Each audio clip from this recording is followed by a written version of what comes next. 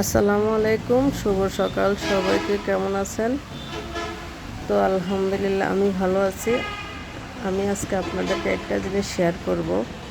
আমার এই মরিচ গাছটা আমি ঢাকা বেড়াতে গিয়েছিলাম, 22 দিন ছিলাম। 22 দিনে পানির অভাবে গাছটা একদম অনেক ফুল, অনেক মরিচ ছিল, গাছটা মরে গিয়েছে। তা আমি এসে দেখে আমার অনেক কষ্ট লেগেছে, আমি কান্না করে দিয়েছি। তো পরে চিন্তা করলাম যে ডালগুলো সব কেটে দিয়ে বিসমিল্লা করে পানি ঢালা আরম্ভ করলাম। এই যে আমার গাছটা আবার নতুন করে ফুল ফল দিচ্ছে। তো রাখে আল্লাহ মারাকে, কথাটা একদম সত্য। আল্লাহ যদি রাখে, বান্দার কোনো সুযোগ নেই মেরে ফেলার, আর আল্লাহ যদি নিয়ে যায়, বান্দার কোনো সুযোগ নাই ধরে রাখার।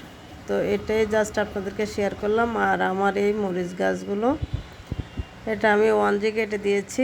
আর এই যে কি সুন্দর দেখেন ড্যাম বের হচ্ছে। তো দোয়া করবেন সবাই। আমার কাছে ভালো লাগলো তাই আপনাদেরকে শেয়ার করলাম, আপনারাও আমার এই আনন্দটা উপভোগ করবেন।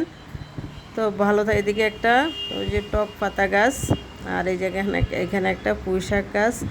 আর আমি টবের মাটিতে কি দিয়ে গাছের চর্চা, কোনো কিছুই দেই না, শুধু ডিমের খোসা, চা পাতা আর চাল ডাল দেওয়া পানিগুলোই দেই। তো এই যে দেখেন ফুল আসছে। ধন্যবাদ সবাই।